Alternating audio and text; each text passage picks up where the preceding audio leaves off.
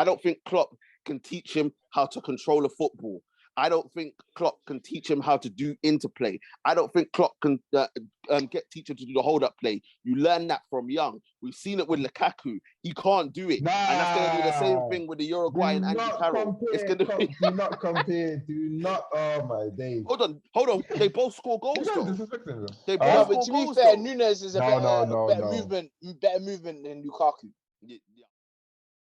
Spartans! What is your profession? Yes, people, another edition of Nights Around Table Discussions where we discuss all sports all the time. Got my guy ST in the building. How are you doing, sir? Nah, man, I'm good. Premier League's coming back, man. What can I say? We can say that we want a more extended leave from football. That's what we can say. Some more extended leave from football because I've enjoyed the time off, not having to talk about United, not having to worry. And then all of a sudden, everything's just gone full circle and we're back to the emotions. We're back to the depression. We're back to the negativity and all of that. But people, ST is right. The Premier League is back. That means Footie Chat is back, and we are going to be going through as much as we can to do with the Premier League season, this upcoming season. We're going to be talking about all the players in the title race, all the players in the top four, all the players in the big six, and all that good stuff. But as usual, before we start, make sure to like, share, comment, and subscribe to the channel.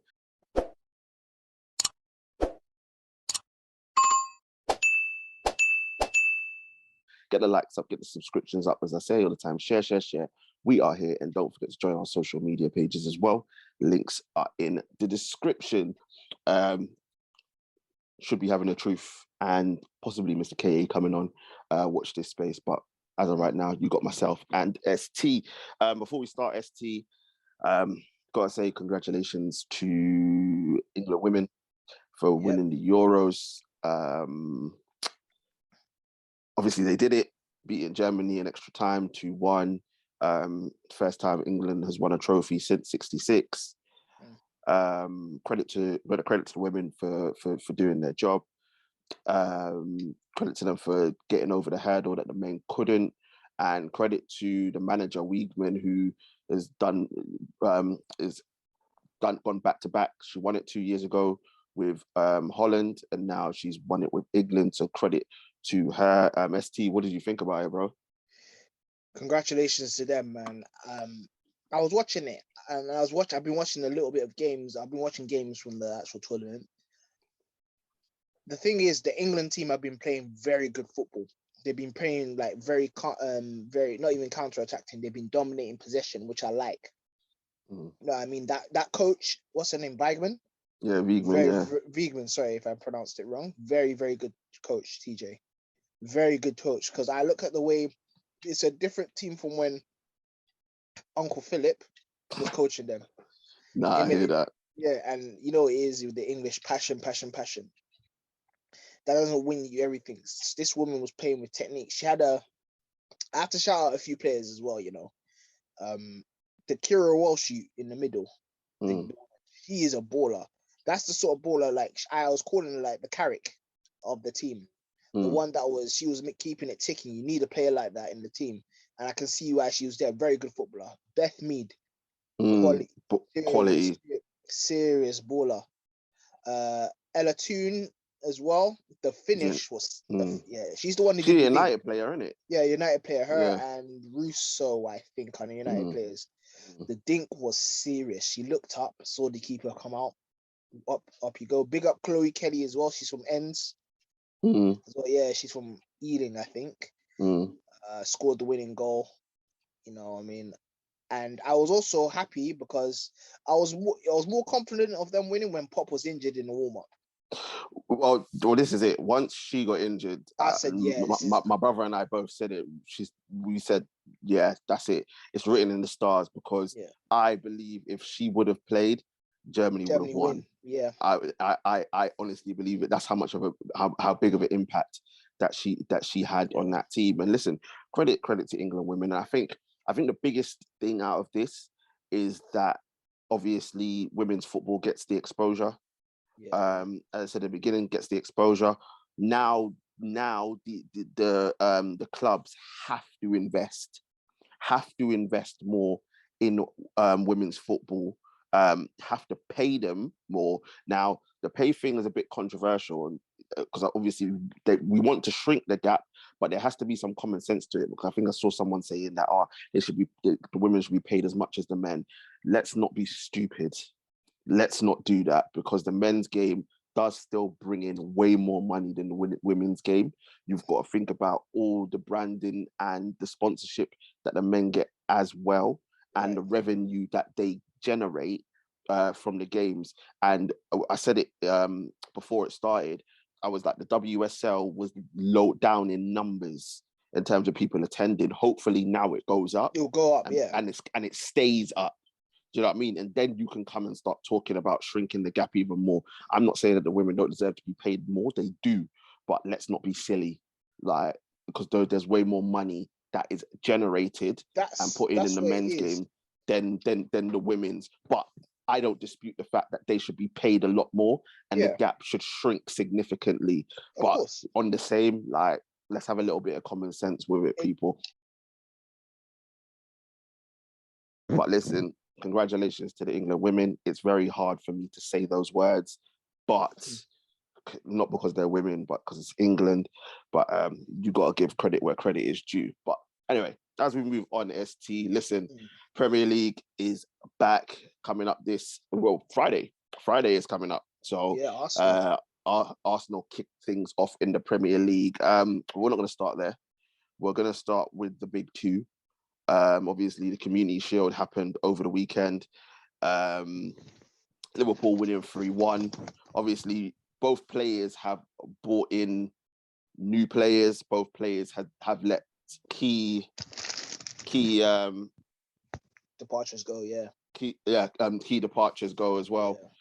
But for you, ST, right now, bro, right now, look, let's start off with the champion City. Obviously, they've brought in Haaland, which obviously everybody's excited about, the monster. Calvin Phillips has joined them as well. There's someone else, but I really cannot remember who it is. Alvarez, obviously, yes, Alvarez as well. The winger from River Plate, Yeah, who is a very exciting and potentially great signing, right? ST, right? Yeah. When you look at Man City, bro, are they in championship shape heading into this new season? Because we've said they've brought these guys in, but they've let Raheem Sterling go to Chelsea. They've let Gabriel Jesus go to Arsenal. They've let Zinchenko go to Arsenal as well.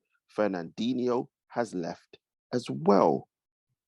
Are they in championship shape, bro? Because from what I'm seeing, Man City fans are concerned. Rightly so. Like I went back home and watched it again. Watched part of I was looking at them, and I think we discussed this last weekend. Last weekend. There is no speed. This is what my issue is with Guardiola as a manager. Dominant, great manager. He likes possession players. Fantastic. I agree. You should always be comfortable in the ball. But sometimes when you need to change something up, I feel like he only has ball players. For some reason, he has this negativity against pace. And sometimes you need pace to create space for your midfielders to provide. It's not every day be intricate, because you need someone running behind. You need someone looking in. You need movement in front of you to find the passes. One thing with ball players, yes, they're fantastic ball players, but they want the ball to feet consistently. And my problem with Man City is that they have too many ball players, but no one to run in behind. And that's why it was refreshing at the time to see Sterling there running in behind. Usually he'll know where to be. Sane running where to be when he was here, Jesus when he was here, even though Jesus I think is decent technically as well, but he was also getting in behind. once you take pace out of a team and you only have passing, what happens is that you'll monopolize possession, you'll dominate possession, but there's no cutting edge. And that's what we're seeing with Man City now. And yes, Haaland has pace, but it takes a long time for him to accelerate because he's so tall. So those quick 5-10 yards, he's not gonna go away from you because you can actually nip in and get a tackle. So once you take pace out of your team, yeah, it's struggling. Obviously, De Bruyne, I still think still needs to warm himself up. He didn't look great as well. He usually warms up towards DC September. He starts to go. You know what I mean? But yeah, Liverpool. Sorry, I'm not going to talk about Liverpool beat them with pace, essentially, because Man City dominated the ball, but Man City should kind of be concerned. They need to buy someone with speed. I think, yes, Guardiola needs to stick to his philosophy in a sense, but add a little bit of pace there. You need to understand what league you're playing with, and anything pace burns and kills. If you have someone who's pace and's got a little bit of technical ability, it's fine. But remember, you can't be. It's like this. You can't do everything with. For example, every single player can't be a ball player. It doesn't make a team. You know what I mean? Like if you had ball players, you'd be Arsenal because Arsenal base themselves on ball players, but they don't win anything because sometimes you lack that cutting edge or you don't have something that's different to change it when you're struggling. I can hear shots already. Yeah, man. Yeah, man. Sorry, man. Yeah, no. So I'm talking about Guardiola, bro. So basically, we're talking about the Man City match. Like I think you mentioned it as well. The pace that they've let go is a bit like it's worrying because they need someone. You know how you have ballers, but they have they keep the ball and everything, but there's no cutting edge to them. If you know what I mean, and that's what I'm worried with Man City at the moment for what I saw, and Liverpool kind of exploited that. So TJ asked you if we were concerned about Man City at this moment in time. They need someone with pace, and if they don't have someone, or even like a right back or left back with pace,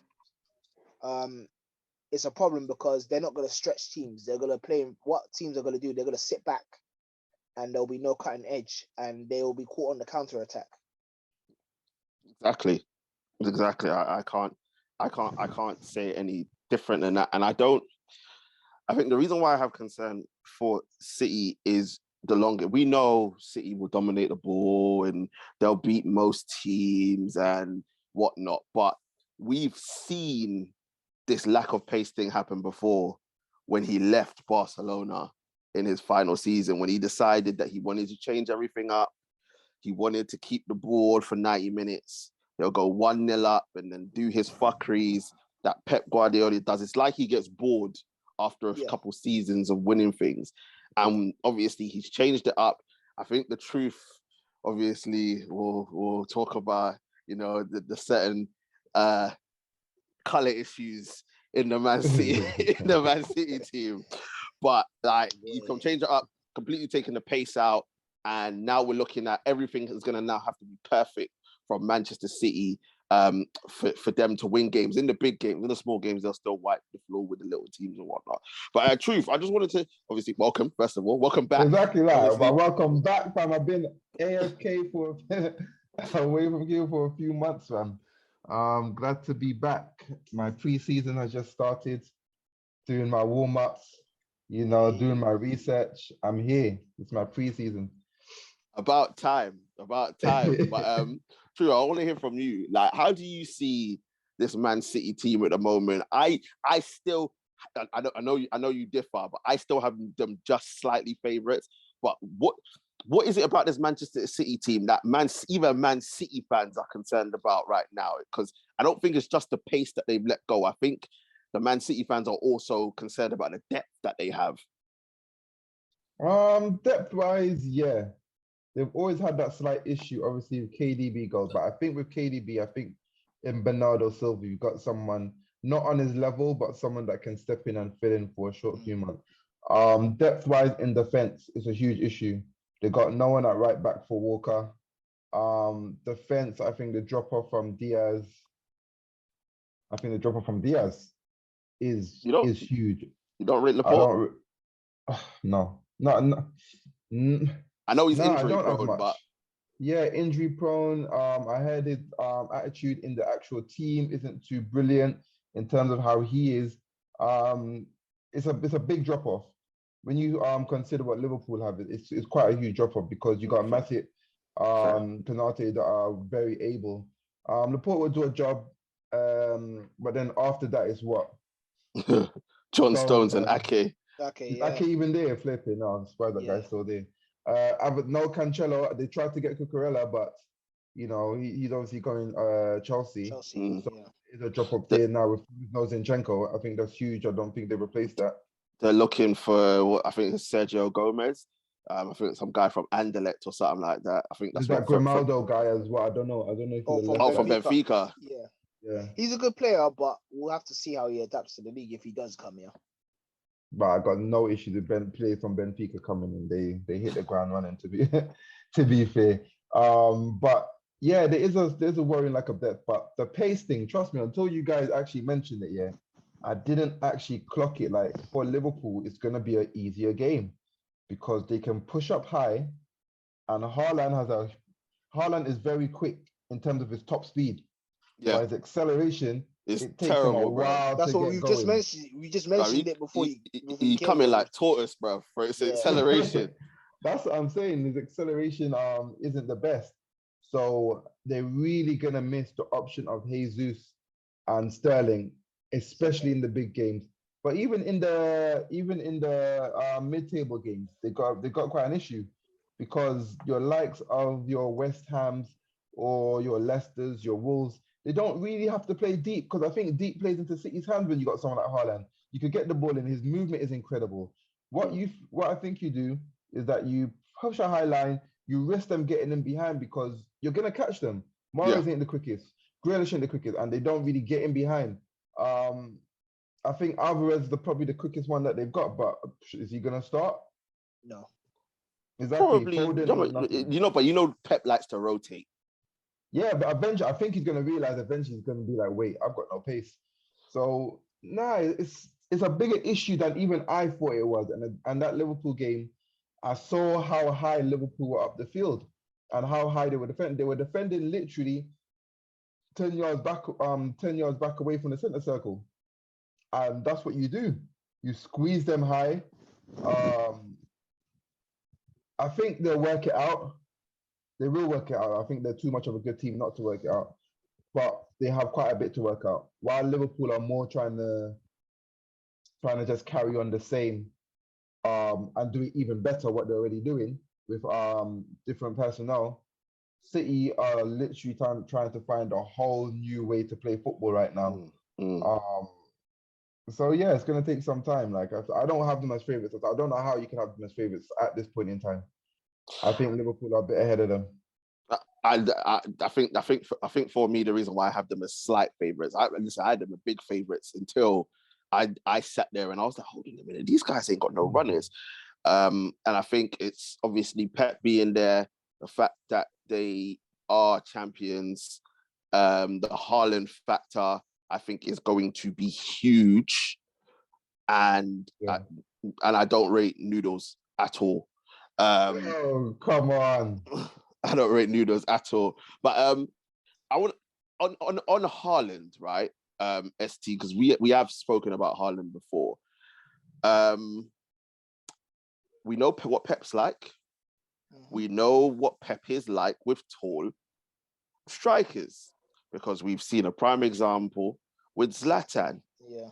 How does Haaland go from the high line, running in behind, 100-mile-an-hour football at Dortmund to settle into this Pep system? Because I think that this is a bigger issue than people are, and people aren't recognizing it, because Haaland isn't great. His touch isn't that great. His interplay his touch isn't that great. Really? His touch isn't that great. Yeah. I've seen the ball bounce off him every now and again. Really good. No. I was gonna say his interplay is good, but his hold up play isn't that good. That's what I was gonna say. But how does he fit into this? I want to hear from the both of you. How does he fit into this system? Because I think there's going to be a struggle in the beginning. I think we mentioned it on one of our previous podcasts. Like, I think we both said it's going to take him time to integrate. People were thinking like don't get me wrong, I don't think Haaland is a bad player. I think he's a good player. And I think there are things he does, like you said, like when he does get the ball, he is able to pick a pass out, link, play up. But my fact is him holding the ball up, especially there. But we need to know what Guardiola wants of him, because technically Haaland is not really a Guardiola signing, if you understand what I mean. He's complete opposite. It's funny because I feel like that's the sort of player Liverpool need. Oh, yeah, put Haaland in Liverpool's team. They win the league. It's not even a contest. I have no worries about that. But you guys are disrespecting Nunez, fam. Oh, Nunez is terrible. When he bangs. I have some receipts when he bangs. They're saying it now. It's on the preview. Okay, that's fine. That's fine. Remember, it's all right. I've said an apology before, and so have you. So you might have to do another one still. It's cool. It's cool. Nah, but look, truth. Haaland, does he settle in this Pep system? Because we know what Pep is like. And we saw it with Sergio. Sergio, when Pep first came in, Sergio wasn't doing what Pep wanted. He said, go and take a seat on the bench. And that Gabriel Jesus came in. So if Haaland doesn't settle, could we see a scenario where Erling Haaland is sitting on the bench, and not because of rotation, but because he's not doing what Pep wants him to do? What was that to? You. Yeah. Oh. I've done a lot of talking, man. It's you. No. Because Haaland is a grafter. If you see how hard this guy works in training, he's an absolute beast. At Dortmund, he's going to be used to the pressing. It's just this. I'll tell you what I saw actually in the Liverpool game when I went back and watched it. You could tell they're out of sync. Haaland was making a few runs in behind, and the ball wasn't coming, and he wasn't used to that because he didn't know what to do afterwards. Yeah. And this is where the issue was going. Like, he was making the runs, the ball's not coming. Thinking, that's actually a good run. Well, I'm not getting the ball. Okay, fine. They're a bit more patient than that. I'm gonna come back. I'm gonna make a different one. Still not getting the ball. What do I have to do? So there's a huge disconnect there. I think he's too much of a blue chip player for it not to work. Eventually, it's just how long is it gonna take for me? That's the question. How long is it going to take? Is it gonna take 2 months? Is it going to take half a season? I mean, it could take half a season. Let's be real. They might need to make some reinforcements in January to get some pace, to give him more room. So it's just a question in terms of how long is it going to take, and is the title going to be gone by then? That's the question. Oh, I think we need to respect the champions a little bit more. I think we do need to respect. Because these are two teams. Like when you talk about Liverpool and City, we're talking about two teams that can go 15, 20 games. 100. Yeah, 100. We saw what Liverpool did after January. Like, one of those runs is literally title winning form. And that's all it takes. So if it takes too long to get it sorted, then the title could be over. Yeah. Nah, it's true. It's true. Look, Pep, one thing we have to say is Pep knows what he's doing, but we all know Pep has a point where he goes missing, and it's time to move on to the next challenge. So we're going to see what happens with Manchester City, and we shall see. That being said, is he still on forward watch? Because this seems... Yes. Oh, no. He is still on forward watch. Yes. I don't care that he sold all his pace. He's got Haaland. Yeah, okay, he's got Haaland. If he doesn't win the Champions, League, right? Yeah. He P45 settings, bruv. McDonald's toilets. That is where Pep is going. If he doesn't win the Champions League, there's no excuses. No excuses, bruv. Listen, when I walk into Mickey D's, right, and I go toilet, I want to see Pep changing the soap, bruv. If they don't win the Champions League this season, nah. Listen, if Guardiola don't win this, I'm running all agendas, bro. I'm calling him the Graham Potter, bro. All that nonsense. Oh, listen, I don't care. I'm not even joking, bro. I'm not even joking. This is slander. It will be right. I'll be fair running enough. agendas. I'm telling you, Fair but we're enough. gonna move on, and let's move on to the other team, people that are in the title race, and that is Liverpool. Receipts time, guys. Receipts. Right. When we look at Liverpool, I see a team like City that have been weakened by players let go, right? And obviously, as we know, Liverpool have let Sadio Mane go. He's gone to Bayern Munich. He wanted out. He said he wanted a new challenge. Obviously, he won everything he needed to win at Liverpool, and he wanted to get the respect that he deserved. They've obviously brought in Darwin Nunez for a big fee from Benfica. Truth, are Liverpool the favourites for the Premier League title this season based on what City have done and who Liverpool have recruited this season? Just from the Community Shield, it's a unanimous yes. They are hungry. What I look for in terms of the start of the season, I'm not even looking for your signings, your quality. I'm looking to see, especially from the top teams, how hungry the players are. And I saw a hunger there because normally when you come as close as they did last season, it can knock you. You could be like, it's hard to get up and go again.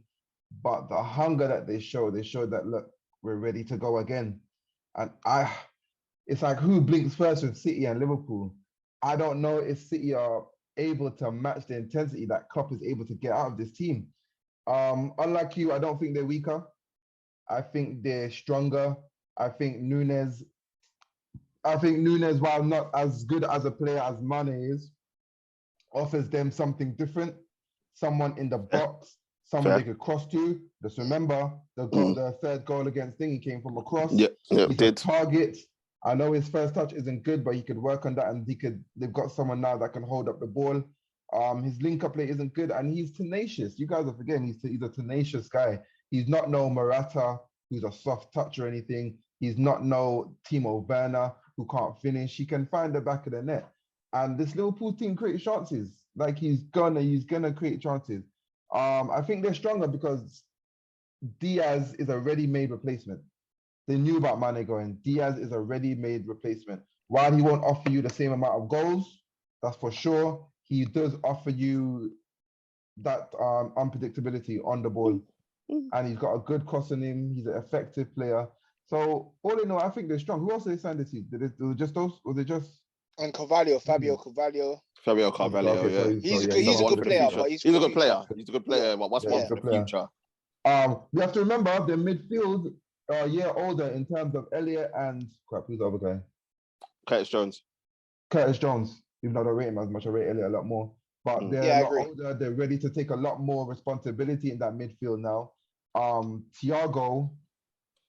I think he's going to have a big season. If he's not injured, I think he's going to have a big season because that second half of the season was brilliant from him. And so I think he can was stay still fit. In this game. He was still brilliant in the time. He was. The ball that he played to Salah for Trent's goal. Yeah. Inch perfect. If that ball is just a little bit off to the wrong side or not at the feet and Salah's control of his chest or his head, the chance is gone. But it was just pinpoint to the feet. Like Thiago's going to have a good season. I don't see any weaknesses in this Liverpool side as of yet, even though Trent's a bit, Trent's got his blind side. I don't see any big weaknesses, man. I don't see any big weaknesses. So you're going to have to tell me what you think about them. I put them as favourites. Listen, I don't disagree with what you said. Luis Diaz does offer unpredictability. What he lacks in goals, he can make up for in other areas. I don't disagree that Noodles will score goals because of the amount of chances that Liverpool create. I agree with you in terms because we know Liverpool love crossing in the box. So I think that's a big thing. That is a big plus in terms of getting Noodles. But he's awful. He's awful on the eye. He's absolutely his hold up play is atrocious. His link up play first isn't good. touch is abysmal. His link up play is terrible. Now, where I will agree with the truth, in terms of Darwin Nunez being a good signing for Liverpool, everything I just said means nothing in a Liverpool team because they don't play that way. No, they don't, because they play in behind. They like to get the ball forward quickly. So it doesn't mean anything. Everything that I said. However, it will mean something, because the one thing we saw with Liverpool is when teams sat back, they couldn't create the chances that they wanted, and the ball kept on bouncing off and coming back. And also, there was no cutting edge. Now with Thiago, if he stays fit, then that brings a different dimension. However, if Thiago goes injury prone again, like he's done in the couple seasons that he's there, they have no one to unlock the defenses. And then what you have is you have an Andy Carroll standing up front that can't control the football, and you're not getting anywhere. And then all of a sudden, you're relying on Mo Salah, because Luis Diaz, once he gets found out and we know he can't score goals, becomes ineffective. So, ST, I pose this to you, right? Do you agree with the truth? Is Noodles the answer? Is he going to be the one that takes Liverpool to the promised land, or have they just wasted, what was it, 75, isn't it? 75? 80 mil. 70 mil, wherever it was. Or have they just wasted money on this, what do you call it? You said it, fam. You called him Portuguese Andy Carroll. One trick pony, the Portuguese Andy Carroll, bro. Oh, wait, Uruguay, and I forget his name. Uruguay, he came from Portugal. It was Uruguay, sorry. It's because he came from Benfica. Yeah. That's my issue. The thing is, Darwin Noodle. Let me not call it Darwin Nunez. That's deep. Let me call him. Actually label him already. Let me give him his name, Darwin Nunez. Yeah, like I said, he'll score a lot of goals. But my issue is, the problem is, when things are tough, in the sense that, and I think the league will be weaker. I'm going to put it out. The league will be slightly weaker. I think both teams are weaker, personally. For me, I think that Darwin Nunez will get chances, he'll score, but when push comes to shove, I think they're weaker. I just think they're a lot weaker. I just think that there's not.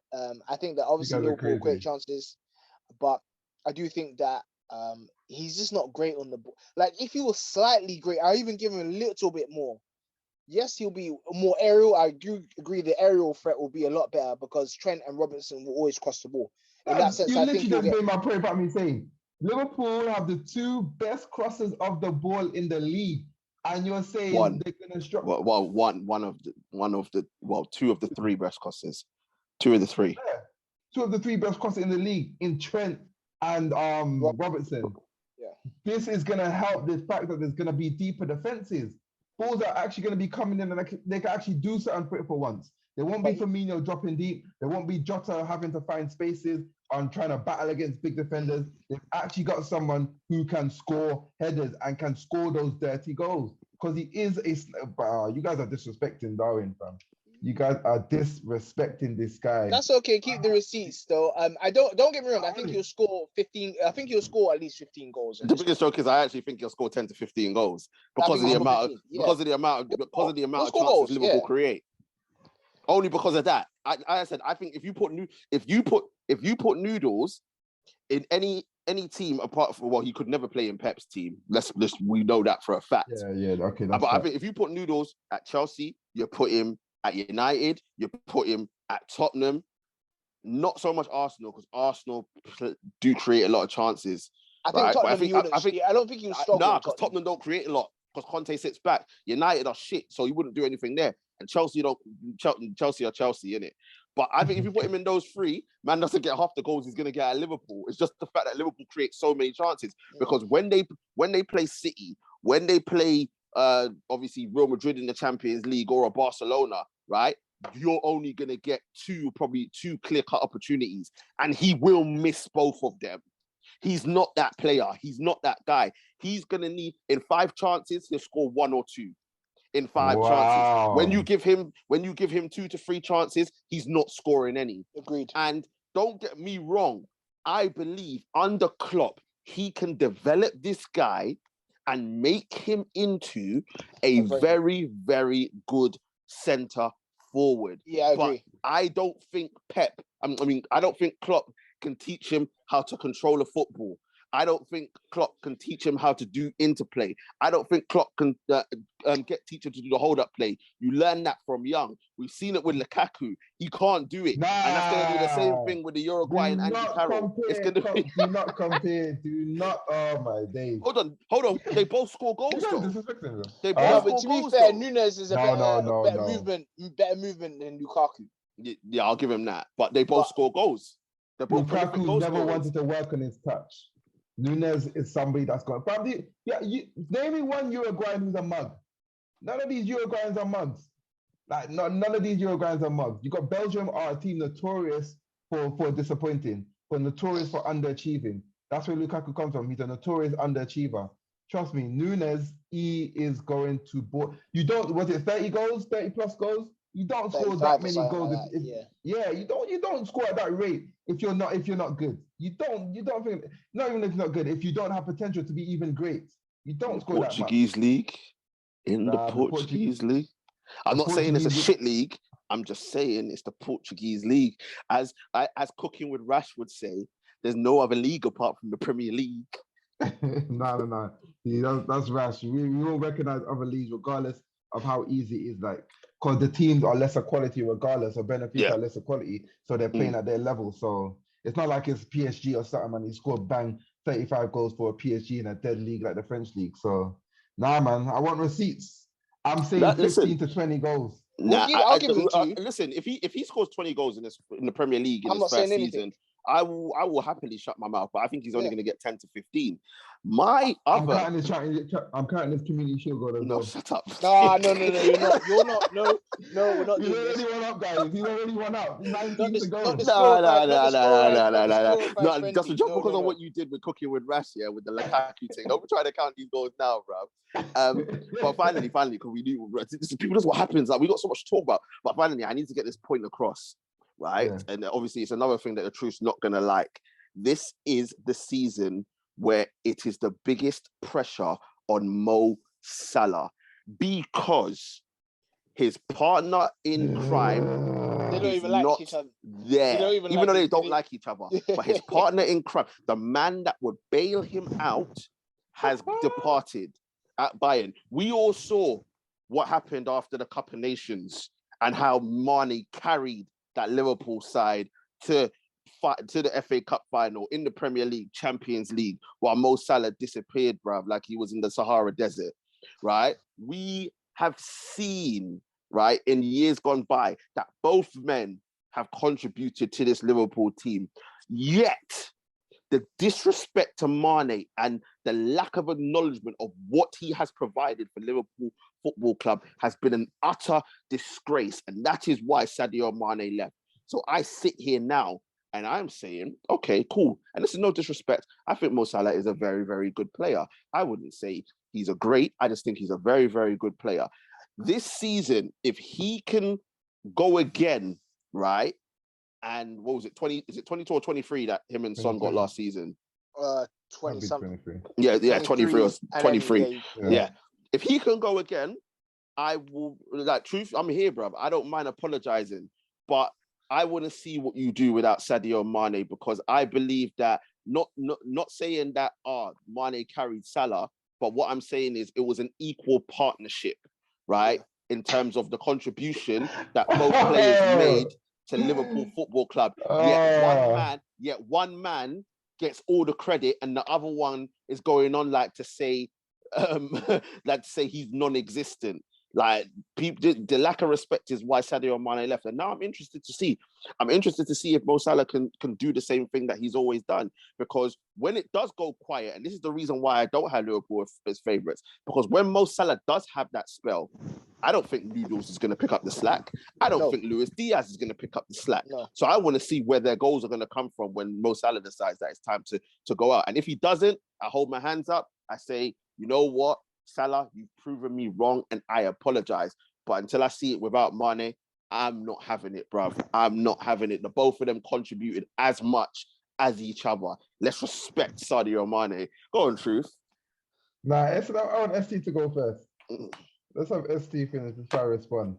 Okay, so what African brother. Yeah, of course. Respect my uncle Mane. You get me? Like, no, but on a serious note, yeah. Out of everything, I just feel like I think I'm gonna put this out there. I think Salah is a lot more talented than Mane in terms of actual talent and ability.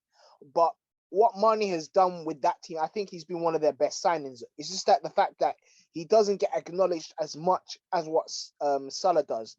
And I think, personally, Mane has done just as much as Salah has done for the club in a sense, barring the sales of the shirts and stuff like that. It's just that Mane is less marketable. And I feel like I understand his frustration because there were times when, don't get me wrong, there were times when Mane was out of form and Salah was doing the business. That's understandable. But then there were times where Mane was playing very well and Salah was not playing very well, but nobody spoke about it.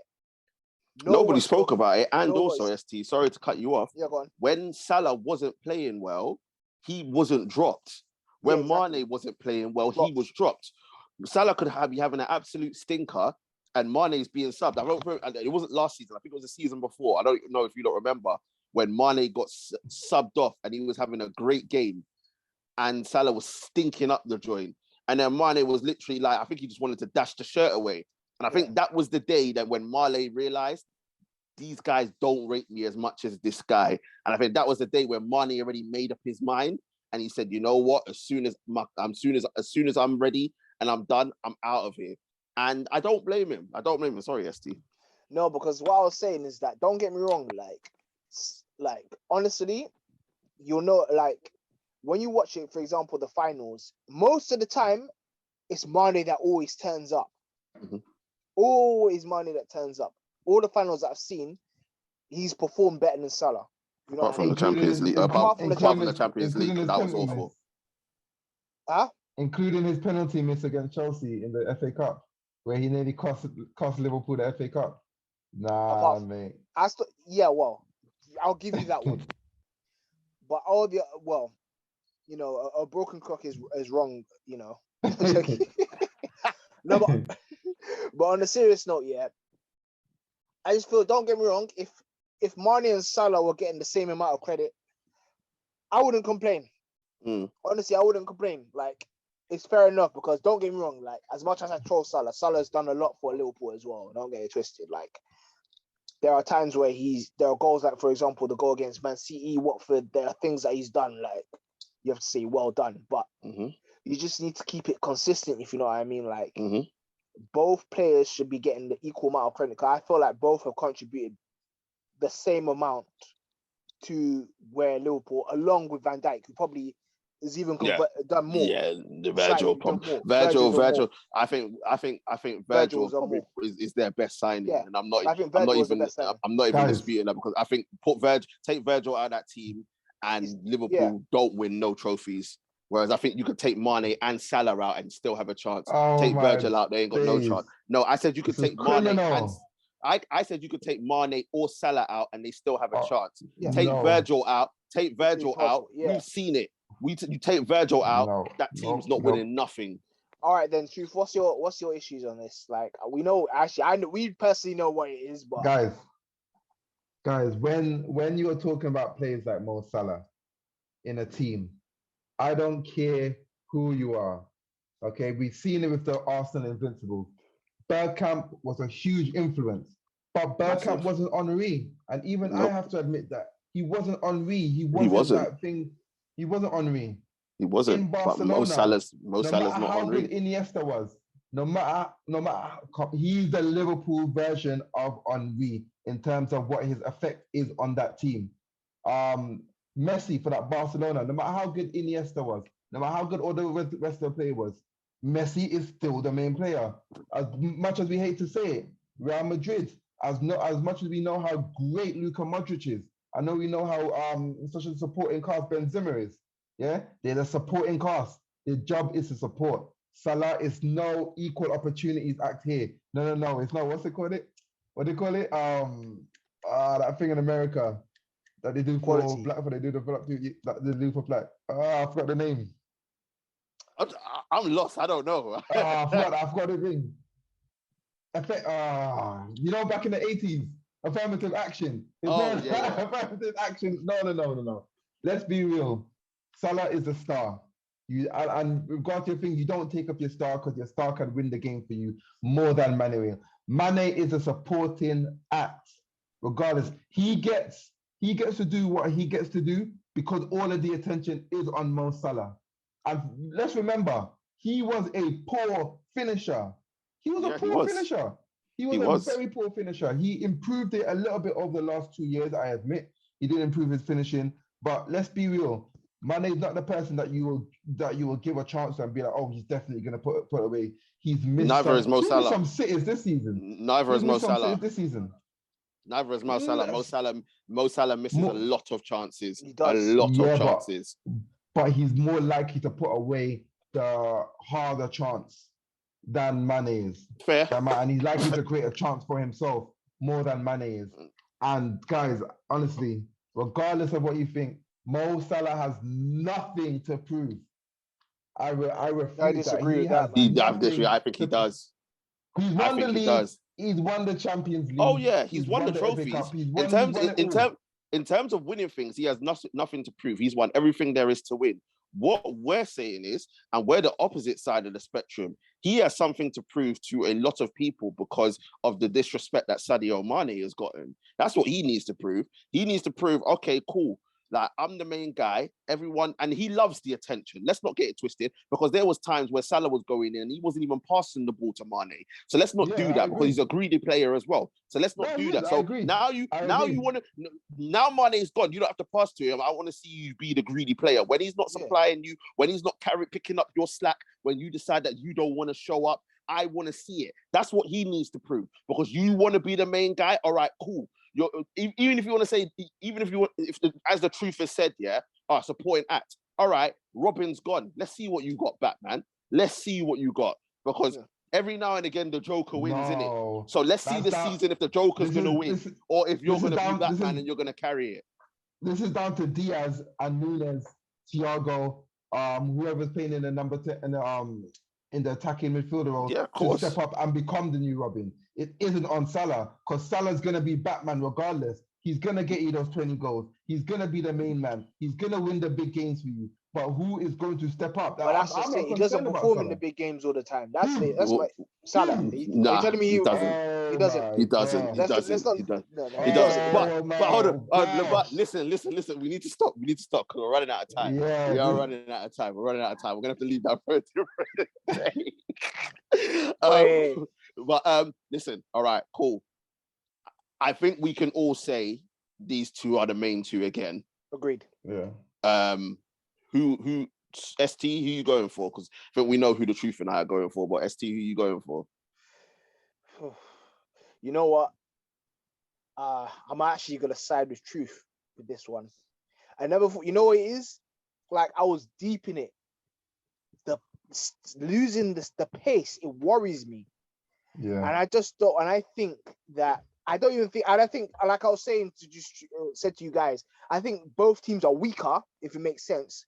But I think that the pace is a factor. I'm sorry. Like, I think that Liverpool, because they've come in so close, and I think that Man City are weak and Guardiola is doing Guardiola things, I think Liverpool will nick it.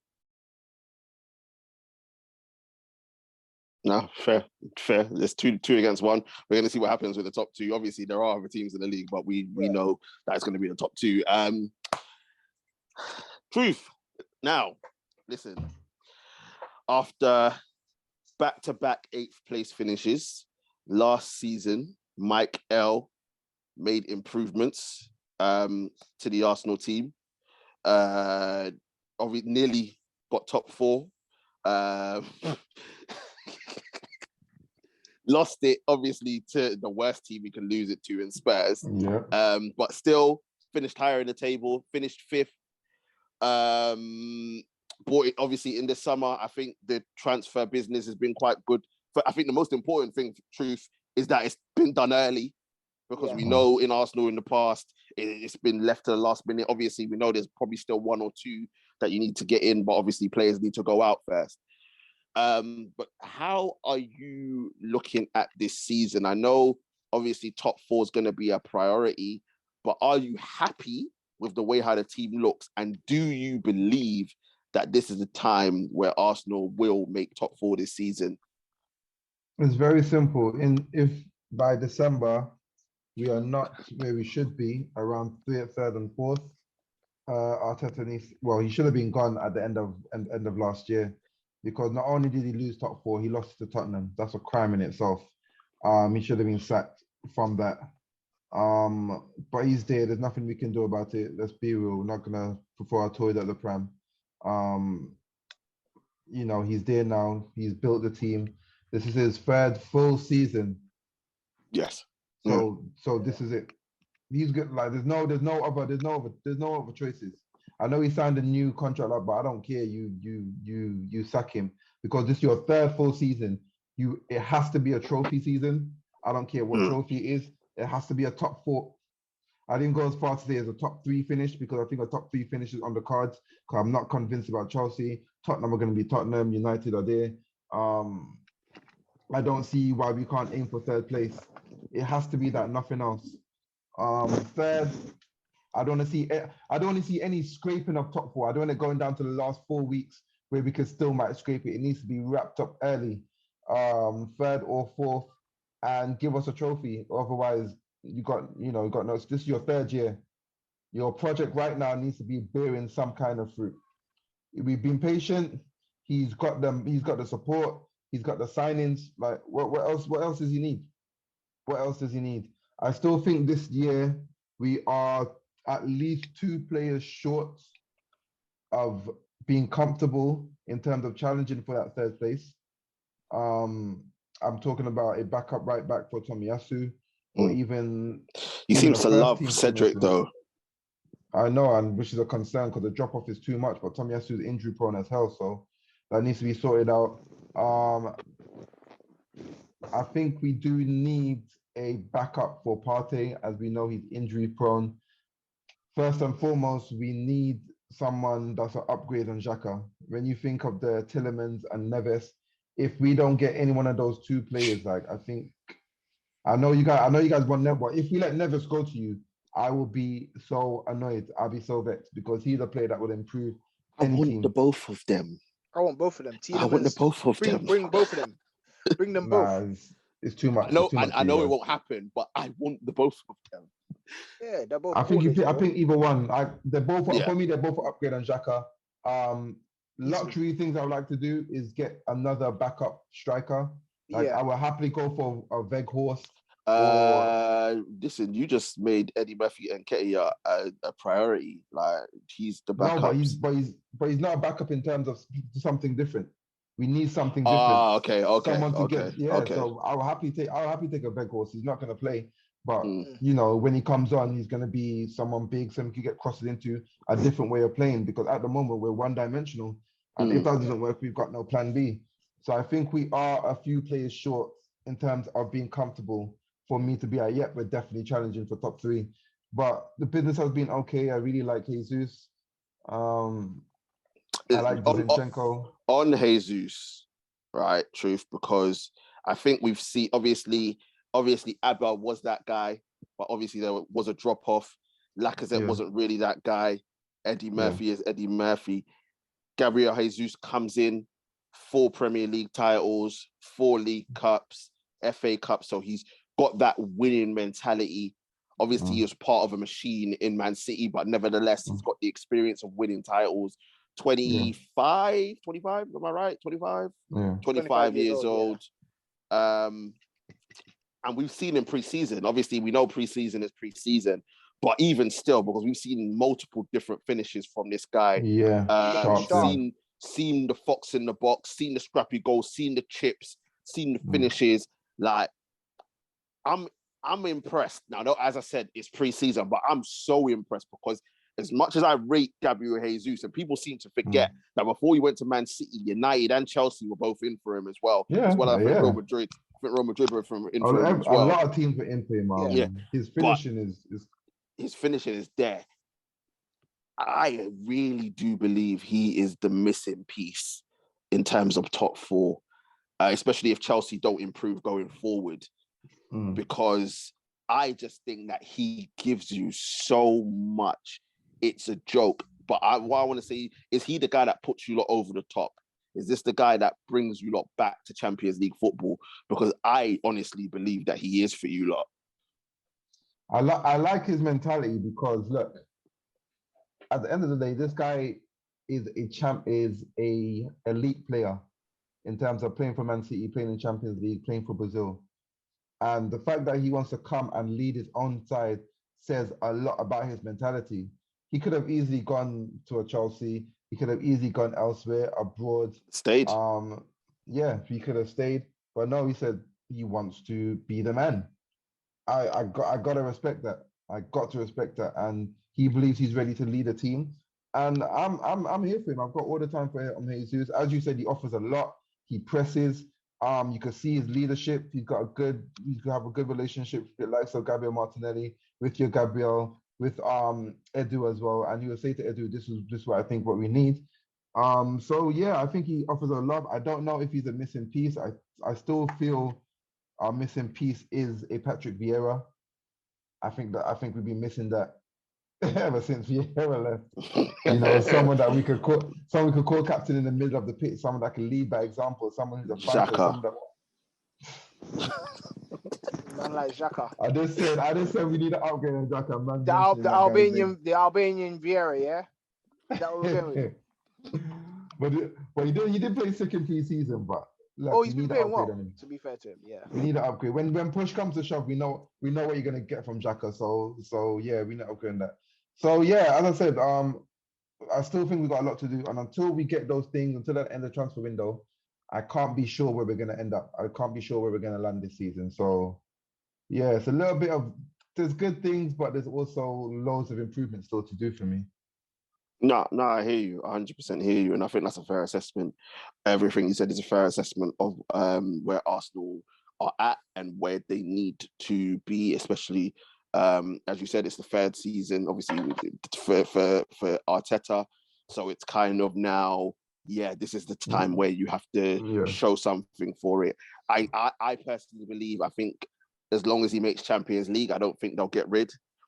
I don't think the emphasis on the trophy as much. I think the main focus in terms of the board is getting back in the Champions League. I think if he was to do that, it would be enough.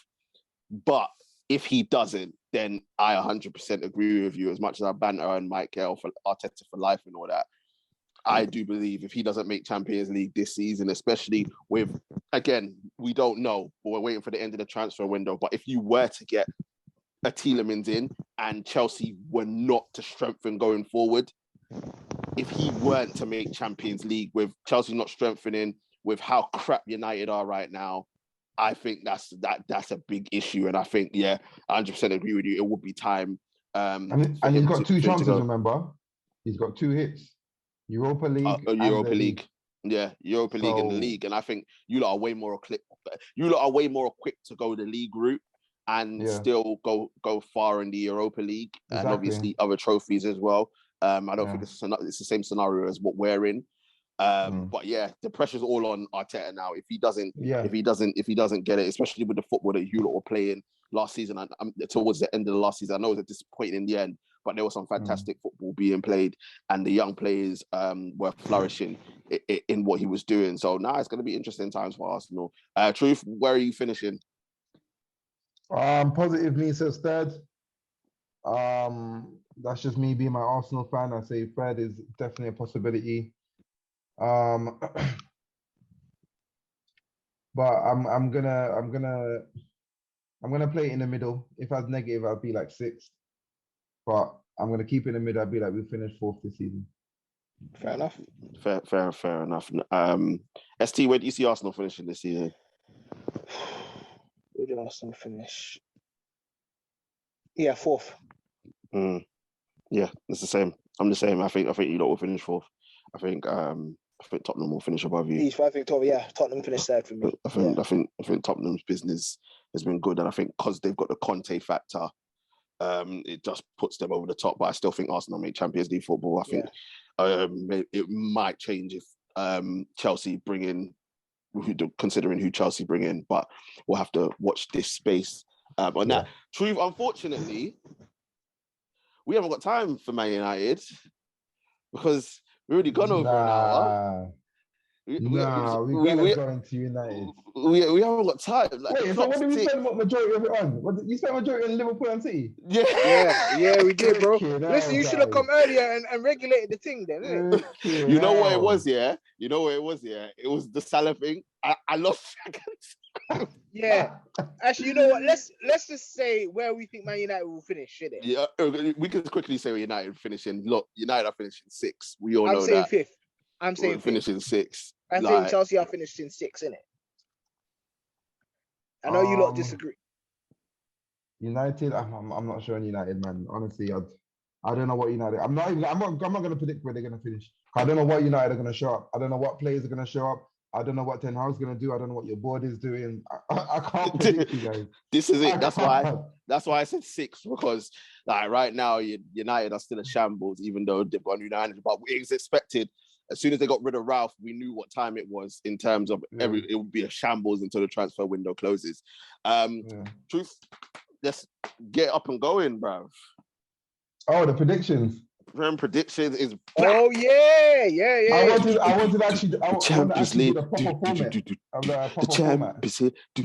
Now I'm probably midway through the season. The champ is here.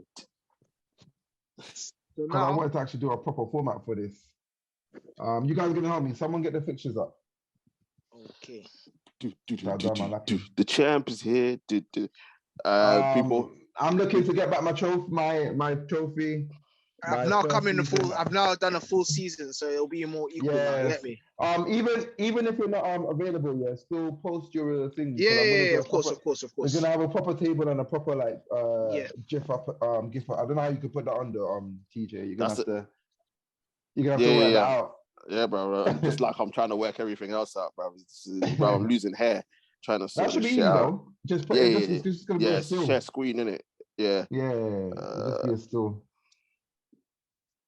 First game is Arsenal Crystal Palace. Am I correct? Crystal Palace Arsenal. Crystal Palace Arsenal is at Selhurst. Yeah. Okay, Crystal Palace Arsenal. What are we doing for that, TJ? What do you mean? No, your result. Oh, brother, listen. You know where it is, yeah? Because Arsenal, when they play first, like they're always dead, innit? But like the way how Mike L's got them playing in. Have you not seen the main Palace? Yeah, have you not seen Vieira ball? Yeah, I know. Yeah, Vieira ball is serious. Vieira's got Palace balling out, but I am going to go. The man, I am going to go with 2-1 Arsenal. Wow. Away at Selhurst Park, first day. You're mad. 1-1. I'm 1-1. Yeah, 1-1. I'm telling you straight. I'm agreeing with ST on this one. I'm going 2-2. I think they got ballers back. I know they don't have Gallagher. Yeah. But they got Mateta, they got Eze, they got the Olise brother, they got Zaha. Yeah. Hey, listen, ballers. They got ballers. They got ballers. This man in back around 7 aside. Edward. This man with 7 aside. All the man them playing like ballers. IC3, yeah. No. The IC3 ballers, bro. But they have temperament and they have technique. Yeah, that's what I'm saying. No, I'm going for 2-2, man. And you got man like Vieira. I'm going for 2-2. Yeah, I'm going for 2-2. We didn't beat them at all last season. And they gave us a whooping at Selhurst Park. So, nah, I'm going for 2-2. I'm not confident in that one at all. What's the next game? Fulham Liverpool. Ooh. I think the last time Fulham played Liverpool at home was a 1-0 Fulham win. ST. What, Fulham at home, yeah? Yeah. 2-0 Liverpool. 2-0. Yeah. I'm going to go 4-1. Jesus. 4-1 Liverpool. Hey, Actually, bro. 4-1? Yeah, let's go Fulham get a goal. Man Consolation. said 4-1 Liverpool. Man said no Salah Salah hat-trick slander. opening day. I knew you'd say that. No Salah slander. You're saying the pyramid Wright Phillips is coming up. Nunez hit the ground running. He's gonna score. The biggest joke is he's gonna score. Yeah. Hat-trick, 3 goals. I'm telling you, I'm not 3 down. You know. Nah. And Andy Carroll and Wright Phillips to score. Yeah. Okay, no. I'm joking. 3-0 Liverpool. Okay, fair enough. That's the next one. Spurs Southampton. Ooh. Southampton are such a funny side, man. Yeah, they're so very annoying. And like Aribo is going to be a signing for them. Yeah. Southampton annoying. But I think Tottenham hit the ground running. I'm going to go 2-0 Tottenham. I thought you never I never thought you never backed Tottenham to win. Nah, I'm going for win. I'm going for the win. Yeah, this year. that's what cost you last year. That's what cost him last year. Yeah. I'm coming back at Liverpool. I'm hungry, fam. I'm hungry this year. I'm getting my title back. TJ. 2-1 Tottenham. 2-1. SD. 3-1 Tottenham. 3-1 Tottenham.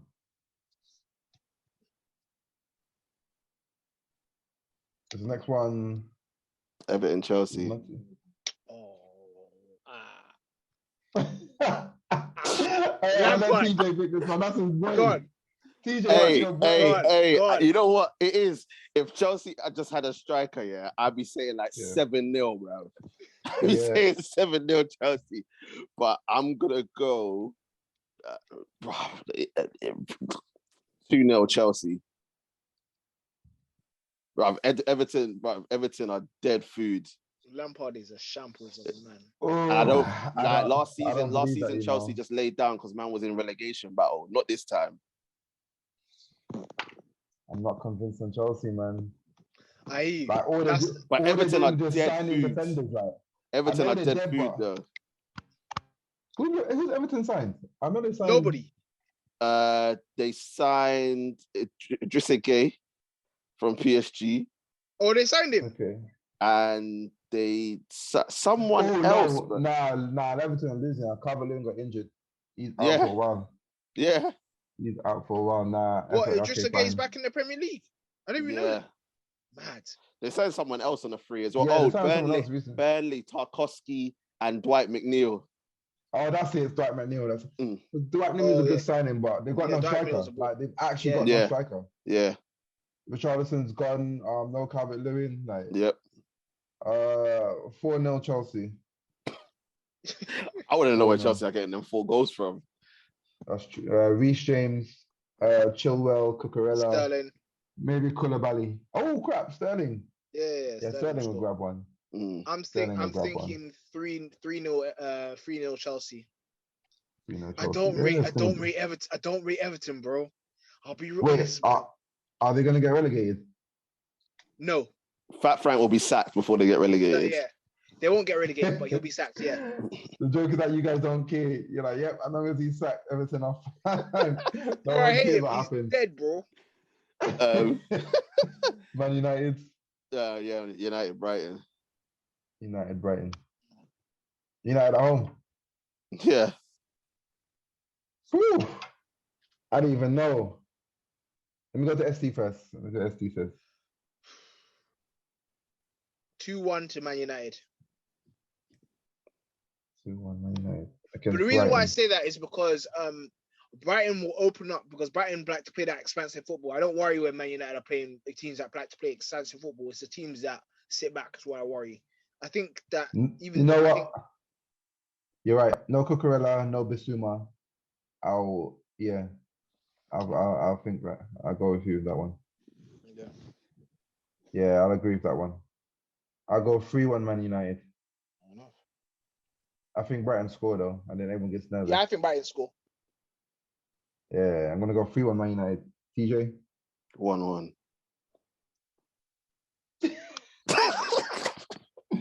I don't care. I want that win. I've said to myself, I'm not gonna get emotionally involved like I did last year when I started. when I started going madness with Arsenal. I'm not getting emotionally involved no more.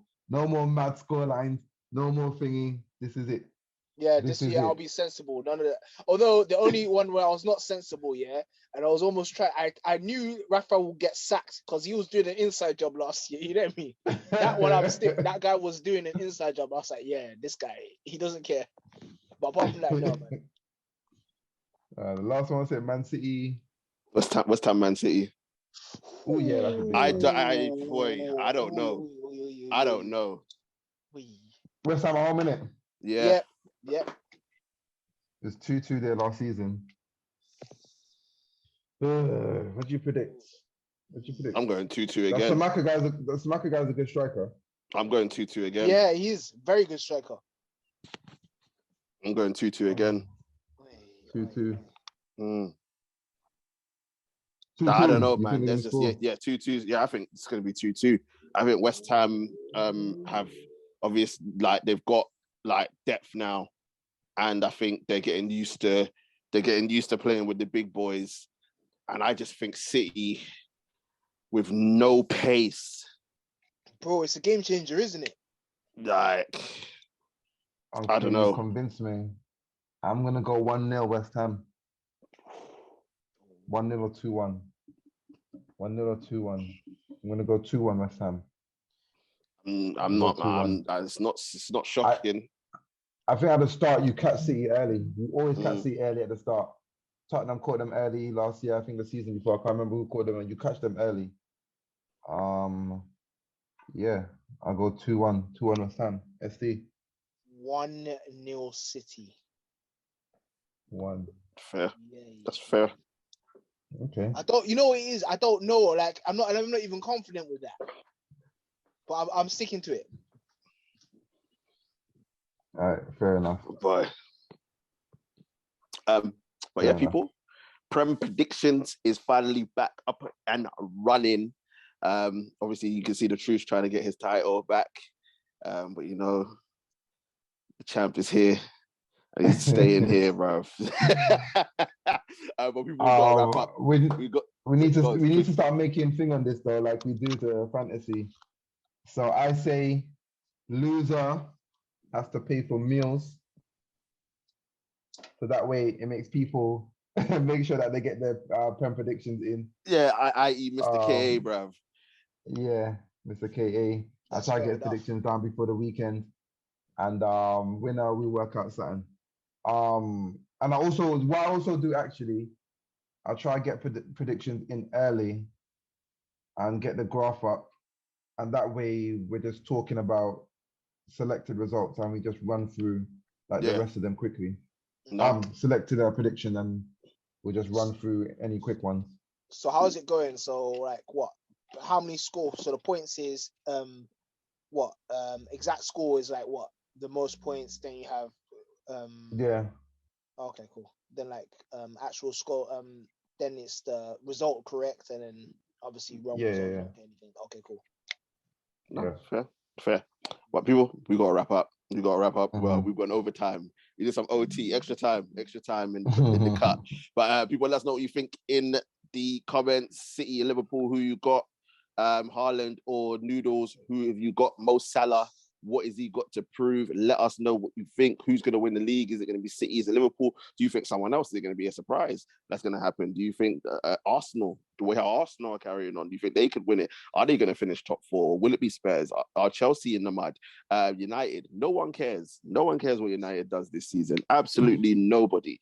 But any United fans out there that do care, let us know what you think in the comment section and let us get your Prem predictions as well. Put it in the chat. Get involved. We want to hear from you. And as usual, before we go, make sure to like, share, comment, and subscribe to the channel. Get the likes up, get the subscription at the same time. Share. We are here. And don't forget to join our social media pages as well. Links are in the description. Want to say thank you very much to my guys, The Truth and ST. Thank you very much, gentlemen. We're back. Man. We're back, baby. We are back, people. You know, Footie Chat will be back every week from now on. As The Truth said, we're going to be getting more interactive with it all. Also, as Mr. KA has been pushing for, I think these guys are I'm trying to get a day off. I really am trying to get a day off. So these guys are going to be trying to do their fantasy league stuff I need a day off. Arsenal talk, I need a day off. Someone give me a day off. That's what I need. All the United fans, United talk will be coming soon. We're going to have a couple more guests coming on the show as well. She's got his Spurs guy. We've got a couple other guys coming on as well. Fight Talk will be back. I know we missed it this week, but Tooth and I will be back with Fight Talk. Our NBA fans, NBA Talk will be back when the season starts. This is a lot going on right now. There's a lot going on. And Boxing Talk will be back very, very soon as well, AJ, people. And Usyk. So, listen, people, thank you very much for tuning in. Stay safe, be safe, and we shall see you very, very soon. Peace.